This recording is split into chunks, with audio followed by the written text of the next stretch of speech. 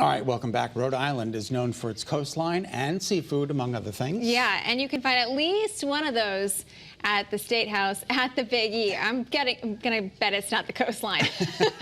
Marcy, good morning. What are we tasting this morning? Hi there. Well, we are not really tasting anything with our mouths. We are tasting things with our brains. I'm learning so much about Rhode Island. This is my new friend Ross of Broken Gear. You've taught me many pieces of trivia about Rhode Island. Number one, that they don't call you guys roadies. No, not at all. And number two, that you really want me to say Pawtucket with a big paw. Is that correct, or did I get that wrong? It took completely wrong. Completely wrong. How do we say it, Ross? Pawtucket. Pawtucket. It's just one quick, that's it. Quick. Okay. Pawtucket, got it. All right, I will keep that in the old dome piece. So let's talk about Broken Gear. A little bit earlier off camera, we were just chatting about how you came up with this name, and it's really been an evolution. So kind of take us through what Broken Gear is all about. I know it's hard to put it into a nutshell. So the shortest version of that, what we're doing now is we sell products that are made by veterans. Mm-hmm. And when we come to an event like the Big E, we're not only selling product that veterans make, but at the same time, we're also looking for more veterans who think they may want to get into making a product. And it doesn't have to be necessarily a craft item, as you can see here in the booth. Right. You have barbecue sauce, you have laser engraved flasks, you have items that are made from repurposed uniforms or World War II era duffel bags and so on. And up in the back corner there, you can even see guitars that are made from cigar boxes. That's incredible. And all of these products are made by veterans. Yes, we were saying, you know, if we get it. There's inflation, right? Money is tight. Some folks are kind of watching their pennies pretty carefully right now. But we were talking about, you had gone to a fair in Florida a little bit earlier, and that's how you met one of the guys that now you really work with. So a lot of this can also be networking and connecting and building up this group of veterans, right? Absolutely. The different thing about that is that it really requires that personal connection. Mm-hmm. You know, there's a trust bond that has to really be formed between veteran partners, so to say. And it was a substantial risk for that particular veteran partner to come this far up. Right. So and we have some of his stuff over here. We've got, this is Bob's.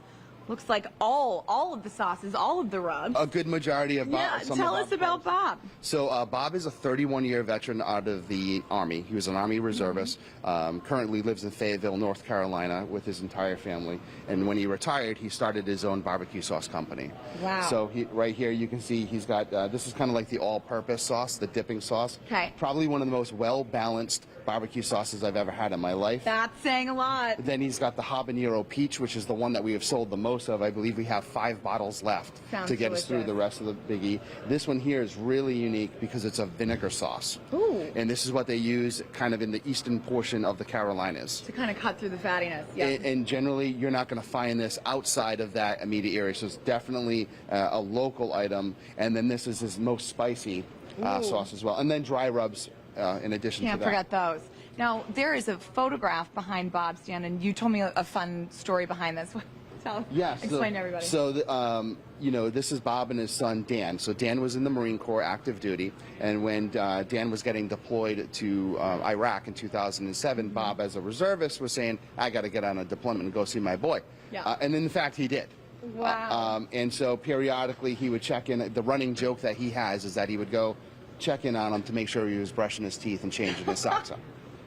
When in fact they were doing so much more, but it's just such a fatherly thing to say. It is, and he's very humble in the whole, you know, as he describes, and he always cracks a joke. He tries to make a joke out of it and just keep it lighthearted and somewhat entertaining.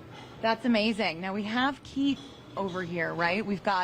He's working on his specialty. Tell us a little bit about these bracelets. So Keith and I actually have a really long history with each other. He and I did our first deployment together back in 2000 in Eastern Europe, well before 9/11 happened. Okay. We were part of the stabilization force, and we basically convoyed down into Bosnia on a daily basis. That was our primary job. But the item that he makes are what we call the bullet bracelets. Yep.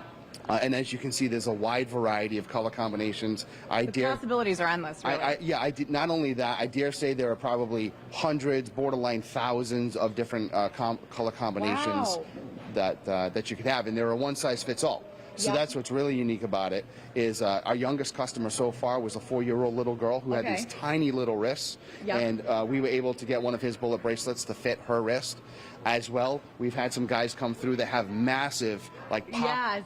Look at Keith's demonstrating. like Popeye style. Yeah. They're, you know, just huge Real wrists. thick boy wrist. Yeah. Absolutely, and they fit on those customers as well. And that's such a great gift because I think a lot of times people get worried about, it's not going to fit and I don't know what to get. It's a one size fits all, really customizable. And then every one of them, and I'll get one for you to see a little bit closer, every one of them the is detail. capped off with 9mm bullet shells. Wow. So one of our running jokes is, nothing says I love you like paracord and bullet shells.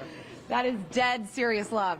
Absolutely. Now, what I love so much about Broken Gear is that a lot of times with causes, philanthropy, you can't really see the direct line of your contribution and then who it goes to help. This, you actually know. You can connect the veteran to their product and where your money is going. Absolutely. Transparency and accountability. I don't think you could get a more transparent operation.